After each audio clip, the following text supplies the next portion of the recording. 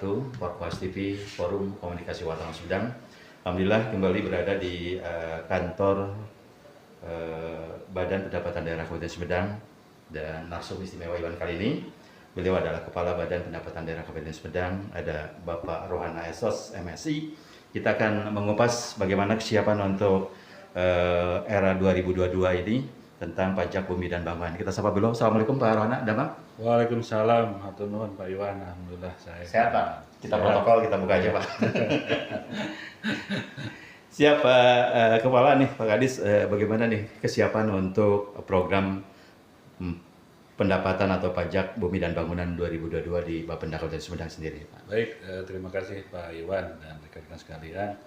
Berkaitan dengan pendapatan daerah Kabupaten Sumedang, khususnya berkaitan dengan PBB. Memang PBB ini adalah suatu potensi pendapatan yang cukup besar. Betul. Ada 3 pendapatan dari pajak daerah yang cukup besar, yaitu PBB, pajak penerangan jalan maupun dari BPHTB. Siap. Sehingga PBB ini adalah salah satu sumber pendapatan yang dari pajak daerah yang terbesar, sekitar di angka 70 miliar kemarin di AKP kita. Dan di tahun 2020 kemarin, alhamdulillah realisasi di angka 98%. Kita sudah mencapai sekitar di angka 60 miliaran kurang sedikit lah. Sehingga persiapan kita nanti di 2022 sekarang ini lagi untuk persiapan cetak masalah SPPT, Pak Iwan. Sehingga ini salah satu alat untuk menagih ke wajib pajak dari SPPT. Sehingga persiapan kita untuk 2022 ini cukup padat juga. Kita lagi membuat perbuk berkaitan dengan pelaksanaan cetak masal. Ada yang menarik nih Pak Rohana, untuk strategi 2022 mungkin akan lebih baik dari 2001 kemarin ya Pak ya. Ada program-program khusus dari Bapenda Kabupaten Sumedang untuk menarik masyarakat yang biar lebih terpercaya dan terus tepat waktu untuk pembayaran pajak bumi dan bangunan. Baik, begini Pak Iwan, strategi kami di dalam rangka peningkatan pendapatan daerah ada beberapa strategi, yaitu intensifikasi maupun ekstensifikasi. Intensifikasi kita nanti 2022 nanti kita akan melakukan rincikan ataupun perbaikan data potensi di desa-desa, termasuk juga ada penilaian individu dalam rangka peningkatan pendapatan daerah. Karena rincikan ini akan berakibat ataupun menghasilkan data yang valid, dan juga mudah-mudahan dengan rincikan ataupun data yang valid ini bisa menambah potensi pendapatan yang bersumber dari PBB. Karena selama ini data kita sebenarnya masih data KPP lama gitu, sehingga belum masih dalam tahap rincikan, sehingga optimalisasi dalam intensifikasi data ini yang harus kita perbaiki. Satu itu. Yang kedua, berkaitan dengan strategi kami adalah dengan penagihan yang secara intensif, secara terus-menerus dilakukan, dan juga yang selanjutnya adalah bagaimana kita memberikan masyarakat ataupun wajib pajak itu pelayanan yang lebih prima lagi. Apalagi di tahun 2022 Bupati sudah men-tagline bahwa Sumedang di tahun 2022 itu melesat, melayani lebih berkualitas dan cepat, termasuk juga di dalam rangka pelayanan PBB. Kita punya sistem namanya Siapdong, di mana wajib pajak bisa melihat tagihan ataupun berapa sih yang harus dibayar oleh pajak PBB tersebut. Itu mungkin strategi kami, Pak. Nah, ini dengan program dari Bapak Bupati dengan melesat, kemudian diharapkan masyarakat, karena kita sebagian pemilik ini ada yang di Kota Bandung ya Pak ya, kemudian juga ada yang di daerah-daerah terpencil nih. Ada strategi khusus mungkin untuk yang di desa-desa masih kerjasama dengan pemerintah setempat atau kepala desa atau camat, gimana nih Pak? Dalam penagihan PBB ini memang unik Pak, karena ada beberapa wajib pajak yang memang tinggalnya di Sumedang, tetapi ada juga yang tinggalnya di luar Sumedang. Oleh karena itu kami akan bekerja sama dengan beberapa sektor ataupun beberapa instansi yang berkaitan dengan dalam cara penagihan. Kemarin kita sudah menjejaki dengan PT POS nih dalam rangka penyampaian SPPT atau apa kita akan bekerja sama dengan PT POS untuk penyampaian langsung ke wajib pajak yang di luar Sumedang. Tetapi kalau yang di internet Sumedang kita masih memfungsikan pemerintahan desa. Pemerintahan desa kita akan sampaikan ke pemerintahan desa dan desa nanti akan menyebarkan untuk hal tersebut. Kalau ini yang agak masalah juga memang untuk yang di luar-luar Kabupaten Sumedang nih yang jadi PR berat kami lah untuk melakukan hal Nah ini kan harus daya tarik dan mereka harus memahami memiliki tanah di Sumedang dan wajib pajaknya di Sumedang, sementara tinggalnya di Kota Bandung. Nah ini terutama yang daerah Jatinangor dan sekitarnya banyak sekali orang memiliki tanah tapi tinggalnya tidak di Jatinangor sendiri. Gimana nih Pak Arwana mensiasati? Kita lagi akan membuat suatu strategi di dalam rangka penyampaian maupun penagihan. Sistem kita sudah mendukung, cuma mungkin kita akan memperbaiki atau meningkatkan sistem kami di Sismeo maupun si Abdol bahwa penagihan itu atau penyampaian SPP itu lewat WhatsApp, sehingga dimanapun berada, yang penting ada sekarang kan gadget dan lain-lainnya kan sudah di masyarakat sudah banyak dan lain-lainnya. Bagaimana untuk mempraktekkan teknologi itu sebenarnya sehingga ada pemberitahuan kepada wajib pajak melalui handphone ataupun melalui WhatsApp dan lain-lainnya, sehingga inilah tahap yang akan kita lalui, akan kita laksanakan di tahun 2022. Mudah-mudahan ini bisa berjalan sehingga penyampaian SPPT, penagihan, memberikan informasi dan lainnya lewat WhatsApp sehingga tidak ada lagi ruang bagi rekan-rekan pada wajib pajak ini mengelak. Minimal informasi itu disampaikan maupun termasuk di luar kabupaten, termasuk di luar Jawa juga. Kemungkinan ada kalau punya sistem itu kan kita bisa langsung menagih dengan hal tersebut. Masa sudah WA ya, udah baca, aduh belum bayar pajaknya ya, nggak punya tanah di Sumedang nih, nggak apa-apa ya Pak ya. Nah itu strategi khusus, kemudian selain itu juga mungkin ada sosialisasi lagi yang lebih mempermudah, karena semakin kesini tentunya penggunaan gadget tuh makin medsos segala macam harus dipercepat ya Pak, terutama untuk yang di daerah sendiri. Kalau boleh tahu target 2002 gimana Pak? Target 2022 kemarin kita sudah menghitung, kita di DHKP di angka 76 miliar lebih lah. 76 miliar lebih. Ini belum termasuk potensi yang salah satu nanti jalan tol. Jalan tol belum ada potensi yang belum kita nilai. Kebetulan jalan tol kan katakan kita nilai tahun sekarang dan potensi DHKP yang sebelum kita jalan tol itu sekitar 76 miliar dan salah satu sumber juga adalah piutang pajak nih. Piutang pajak kita sampai dengan saat ini di angka 40 sampai 50 miliar nih. Nah, itu yang PR berat juga bagi yang amplang pajak itu gimana nih tindakan ini Pak? Nah, kalau kita di dalam rangka penyelesaian piutang ini kita klarifikasi dulu berkaitan dengan piutang tersebut. Siap. Kalaupun memang datanya, objeknya tidak ada, subjeknya tidak ada memang, sehingga kita akan dihapus sebenarnya. Tetapi kalau objek dan subjeknya ada beberapa langkah kami untuk melakukan penagihan piutang. Tahapan-tahapan diatur dengan secara peraturan bupati bahwa penagihan itu dilakukan oleh bidang perencanaan dan pengembangan atau pengendalian dan evaluasi, kita juga menagih di itu. Sehingga tahapan-tahapan dan apabila penagih itu tidak melakukan pembayaran, kita juga memberikan peringatan ada peringatan 1, 2 dan sampai di aturan main kita bahwa bisa ditempel peringatan sebagai spanduk dan lain-lain. Ini salah satu langkah kami lah dalam rangka yang paling terakhir dan kita juga memberikan di Perbu kami itu bahwa apakah perizinannya kita sarankan untuk ditutup dan lain-lain. Itu maksimalnya Pak. Ini yang menarik nih, tadi Pak Arwana bilang tahu sudah uji coba ya Pak ya, udah hampir mau seminggu lah untuk sesi 1 Cilenyi sampai Pamulihan nih. Strategi apa nih? Dan sebentar lagi bertahap mungkin sesi 2 Pamulihan Sumedang dan selanjutnya sesi 3 Sumedang Cimalaka nih. Kesiapan dari Bapenda sendiri nih gimana nih untuk penataan dan program nanti penarikan pajak bumi dan bangunan di jalan tol sendiri? Untuk kesiapan kami sebenarnya sudah cuma membentuk tim yang diketuai oleh kepala badan, dan juga pelaksananya itu dari bidang pengelolaan pendapatan daerah, sekarang bidang pengelolaan, dulu bidang pendataan.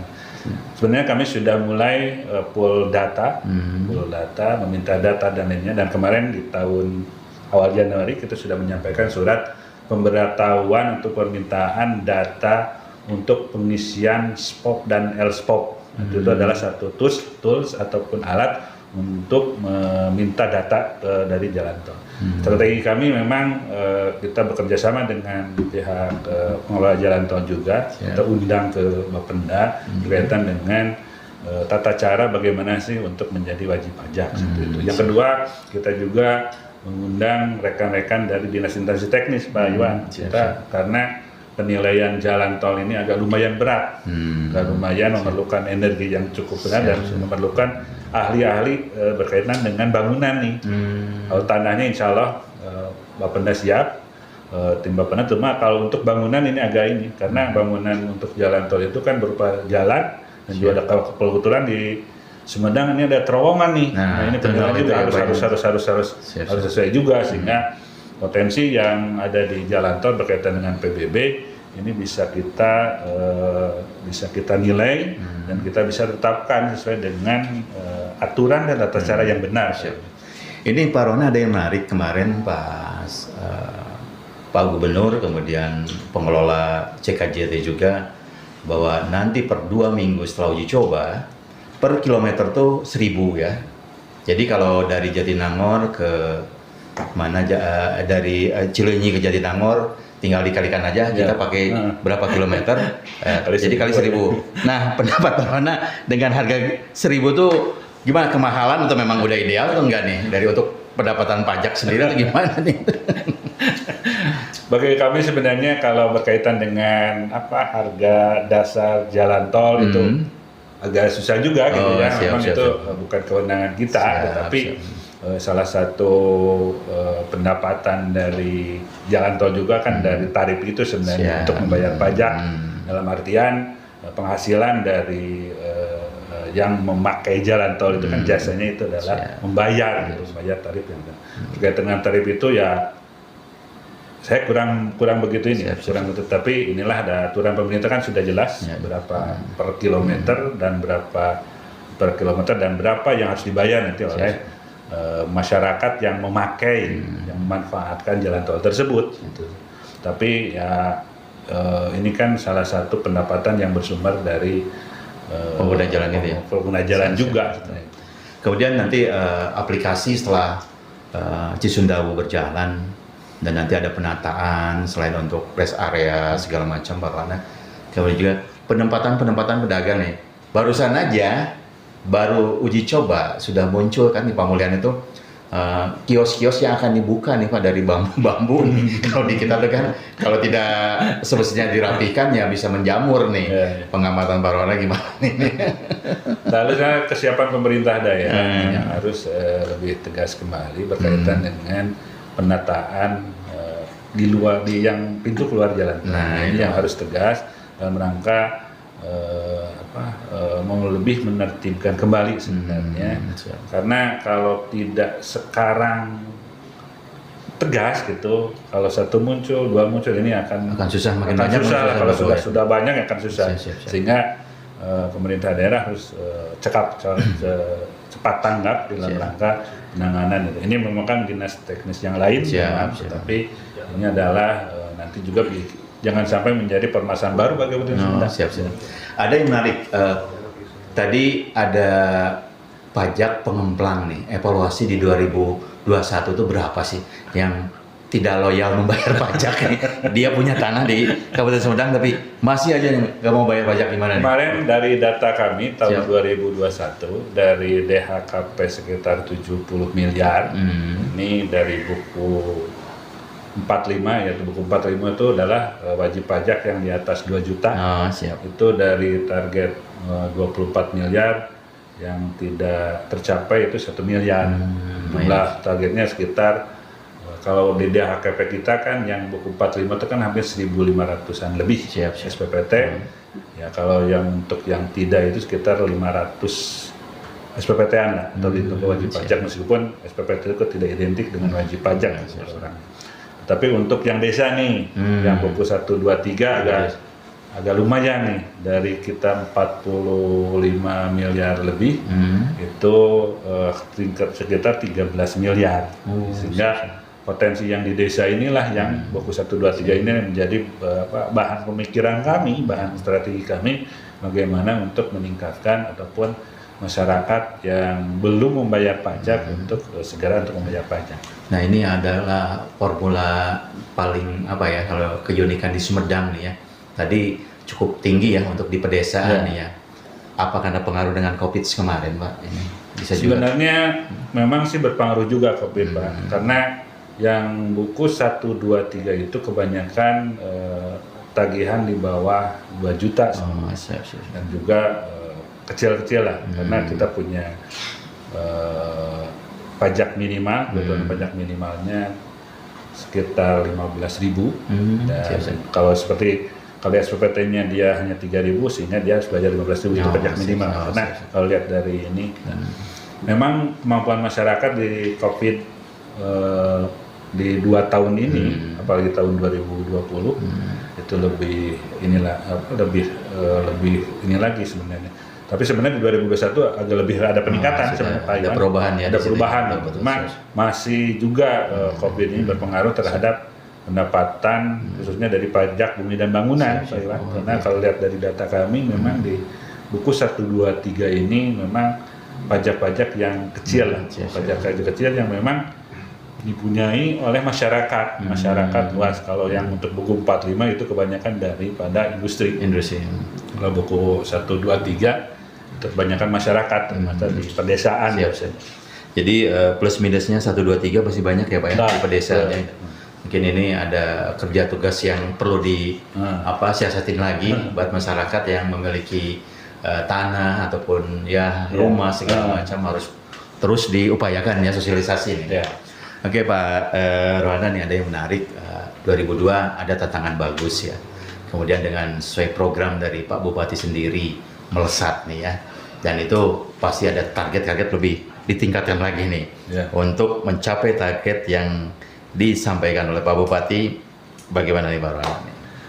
Baik, Bupati Sumedang telah mencanangkan 2022 Sumedang melesat, membangun lebih berkualitas dan cepat. Ini suatu motivasi bagi kami dalam rangka peningkatan khususnya di pendapatan daerah, Pak. Sehingga kami segenap keluarga besar Bapenda, baik kerja struktural maupun karyawannya, kita melakukan langkah-langkah berkaitan dengan optimalisasi pendapatan khususnya di pajak. Kita akan melakukan beberapa langkah baik di intensifikasi maupun ekstensifikasi sumber-sumber pendapatan pajak daerah. Seperti yang tadi, kita akan menilai jalan tol, kemudian juga ada beberapa industri yang akan kita nilai nantinya. Apalagi di tahun 2022 ada investasi untuk Butom nih, untuk wilayah Butom dan lain-lain. Ini menjadi suatu target kita, target dalam pencapaian kinerja. Termasuk juga kita juga memberikan saran dan masukan kepada dinas teknis yang lain berkaitan dengan tahun investasi ini. Tahun investasi, bahwa di 2022 kita buka keran investasi, termasuk juga kita juga berkontribusi nanti di sana. Apakah ada insentif berkaitan dengan pajak daerah? Karena di Undang-Undang Penanaman Modal maupun Barang ada salah satu insentif dan disinsentif bagi rekan-rekan investor yang akan masuk ke Sumedang.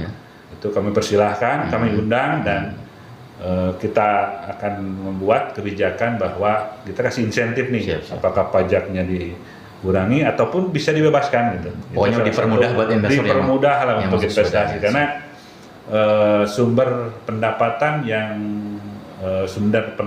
pajak ini itu berasalkan dari investasi. Sehingga kalau investasi investasi banyak, itu akan meningkatkan pendapatan kita. Sehingga kami berharap bahwa investor itu investasi masuk ke Sumedang, dia membangun, dengan membangun banyak hal yang bisa dijadikan sumber pendapatan khususnya dari pajak. Siap. Nah inilah Sumedang Plus 1 itu arahnya bahwa kita melayani lebih berkualitas dan lebih cepat dalam rangka peningkatan investasi sebenarnya. Peningkatan investasi ini akan menambah pundi-pundi pendapatan daerah khususnya dari pajak daerah. Kalau kita berhitung suatu wilayah dia akan berkembang dari nol. Itu kan kalau wilayah kosong itu hanya PBB-nya saja Pak ini. Tetapi kalau dia sudah ada bangunan, sudah ada investasi, sudah ada jasa dan lain-lainnya, beberapa pajak itu akan muncul Pak. Contohnya kalau dari bangunan tanah yang kosong sudah dibangun industri, itu pertama adalah pajak bumi dan bangunan pasti akan meningkat. Karena dari tanah yang kosong menjadi ada bangunan ini, dan bangunan itu menjadi objek pajak untuk PBB. Yang kedua, pasti suatu wilayah industri itu kan memerlukan energi listrik. Gitu. Energi listrik ini lumayan juga Pak, karena dia ada PPJ-nya, pajak penerangan jalannya. Sehingga dua pajak yang kita tuh. Selanjutnya di sana pasti ada air tanah Pak yang dikelola. Air tanah biasanya itu menjadi objek kami. Nah pajak juga itu. Nah juga air tanah bawah, apa dia buat sumur dalam, artesi dan lainnya tetap. Kalaupun dia akan membuat air permukaan, itu akan menambah pundi-pundi untuk bagi hasil pajaknya, pajak air permukaan. Terus biasanya kalau sudah kawasan itu sudah jadi, biasanya akan terjadi adanya kontrakan, adanya hotel dan lain halnya. Ini akan juga menarik kalau hotel ada atau perumahan ada untuk karyawan dan lain halnya, pasti restoran jalan Pak. Pajak restorannya bisa meningkat. Di sana pasti nanti ada mall nih. Kalau ada mall ada pajak parkirnya, sehingga dari suatu kawasan yang kosong dengan investasi itu dari satu pajak hanya satu pajak PBB saja akan menambah jenis pajak yang lain yang akan bisa kita tarik sebenarnya. Sehingga investasi ini adalah satu jawaban bagaimana meningkatkan pendapatan daerah khususnya dari pajak daerah. Pak Rona, ada yang menarik nih dari Kabupaten Sumedang, investasi yang paling gede mungkin sementara ini di wilayah Jatinangor deh ya. Selama ini offset dari investasi Jatinangor gimana? Kalau kita lihat ini bisa, kalau di pendapatan daerah memang saya lihat dari dulu dari PPJ saja. PPJ kita menyumbang dari industri itu sekitar 70%-an. 70 sampai 80%-an. Dari industri itu per bulan itu di angka 4 sampai 5 miliar. Dari industri ini yang didukung disokong oleh industri yang ada di Jatinangor dan Cimanggu. Termasuk data industri yang memperlihatkan. Ini dampak daripada industri, sehingga sebenarnya pendapatan asli daerah kita sangat didukung oleh wilayah barat sebenarnya. Kalau untuk PPJ, tapi untuk industri, tertentu untuk juga pajak-pajak yang lainnya juga memang wilayah barat nih yang nomor satu ya. Nomor satu Pak. Malah kalau kita lihat kita kan ada DBH, dana bagi hasil untuk desa. Yang tertinggi memang di wilayah Jatinangor Pak. Sekitar mungkin ada yang lainnya hanya 40 juta, 60 paling rendah 60 juta. Jatinangor itu bisa mencapai 800 juta Pak. Per satu desa gitu ya. Yang lainnya wilayah Jatinangor itu dana bagi hasil pajak itu ada yang mencapai di angka 800 jutaan. Ya sementara wilayah lain kan berproses ya. Kita melibatkan wilayah barat. Untuk mencapai itu pasti ada dukungan SDM nih. Bagaimana kesiapan SDM dari Bapenda sendiri nih? Baik, alhamdulillah kalau SDM kita secara kualitas mencukupi Pak. Kualitas jumlahnya hampir 106 orang, baik PNS maupun non PNS. Tetapi ini kualitas nih. Dari segi kualitas inilah kita punya penilai saja hanya satu nih, punya penilai pajak hanya satu. Terus juga pemeriksa pajak kita juga masih kurang, termasuk juga PPNS. Kita PPNS ini punya satu malahan kemarin ada promosi sehingga pindah ke luar. Ini juga menjadi PR berat bagi kita, bagaimana untuk meningkatkan pendapatan. Cuma SDM secara kualitasnya, kalau kuantitas jumlah lah cukup ya. Untuk 100 orang lebih cukup, tetapi kuantitasnya nih, kualitasnya, sehingga kami juga melakukan koordinasi dengan Depdagri, Kementerian Dalam Negeri, Kementerian Keuangan, bagaimana kita mengirimkan rekan-rekan sekalian yang PNS itu untuk didiklatkan, Ya, siap. baik untuk PPNS, pemeriksa pajak, penilai, Siap. maupun jurusita. Ya. Dan ini menjadi bahan kami untuk kedepannya sebagai itu. Jadi harus ditunjang dengan diklat lah ya. Diklat lah, minimal diklat, dintek lah minimal. Oke, Pak Rohana, ini sudah berjalan 2022 dan ini target sudah di depan mata, kemudian sudah didukung SDM, Danto juga sudah uji coba. Mangga ada yang sampaikan buat masyarakat Sumedang khususnya bagi pemilik tanah yang berada di luar Kabupaten Sumedang juga, silakan dihimbau oleh Pak. Baik, terima kasih kepada Pak Iwani dan rekan-rekan. Pada kesempatan ini saya menghimbau kepada seluruh wajib pajak, baik PBB dan lain-lainnya, terutama yang di luar Kabupaten Sumedang. Siap. Kita punya sistem namanya Siapdol, tinggal download saja di Play Store itu Siapdol. Siapdol itu Kabupaten Sumedang dengan upload, dan di sana wajib pajak bisa melihat lah, berapa sih tagihan kita, berapa yang harus kita bayar. Kami menghimbau kepada seluruh masyarakat baik yang ada di Kabupaten Sumedang maupun yang punya objek di Sumedang tetapi tidak di Sumedang, itu saya bisa informasi itu bisa lewat Siapdol, sistem kami yang di Siapdol, sehingga dengan membuka itu kita tahu berapa tagihan minimal PBB lah, ya, siap. jangan sampai nunggak lah, kasihan Sumedang lah, gitu. Kan untuk pembangunan juga. Karena itu saya menghimbau di kesempatan ini bagi rekan-rekan ataupun masyarakat wajib pajak yang mempunyai objek pajak Sumedang, segeralah untuk membayar pajak sesuai dengan jumlah dan tepat waktu. Gitu. Oke, untuk masyarakat di pedesaan ada yang disampaikan juga? Nah, juga untuk masyarakat yang di wilayah pedesaan, semuanya di desa-desa, untuk sementara ini bagi ada yang memang wilayah kita ada blank spot dan lain-lainnya mungkin, nah ini juga segera untuk berkoordinasi ke tingkat desa. Siap. Kalaupun sistem tidak bisa nih, karena ini tinggal koordinasi dengan desa. Kalau tidak koordinasi dengan koordinasilah dengan Mbak Penda. Apa-apa yang mungkin yang perlu diinformasikan dan ini hanya kita akan memberikan informasi seluas-luasnya, termasuk juga yang di desa, kalaupun bisa masyarakat untuk membayar pajak tepat waktu dan tepat juga. Dan perlu kami informasikan di 2022 beberapa kebijakan di dalam PBB. Yang pertama bahwa di tahun 2022 NJOP kita tidak naik sebenarnya, Pak. Yang kedua ada stimulus yang kita kurangi sehingga kemungkinan ada kenaikan sedikit. Dan yang ketiga kemungkinan ini rencana kami akan menaikkan pajak minimal. Pajak minimal itu dari 15.000 ke 20.000. Kenapa demikian? Karena melihat daripada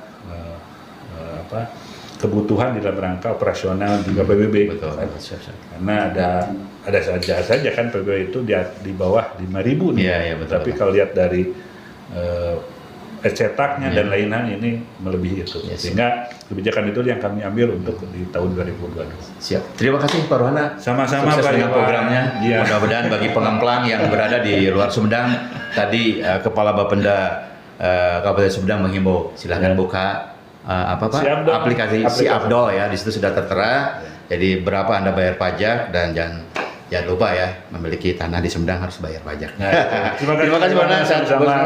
Terima kasih Podcast TV, bincang-bincang menarik bersama Kepala Badan Pendapatan Daerah Kabupaten Sumedang, Bapak Rohana Estos MSc. Mudah-mudahan apa-apa yang disampaikan mendapatkan manfaat dan hikmahnya. Sekaligus saya Iwan Bahari, Anggi Putra, Devi dan Tawa undur diri. Assalamualaikum warahmatullahi wabarakatuh. Waalaikumsalam warahmatullahi wabarakatuh.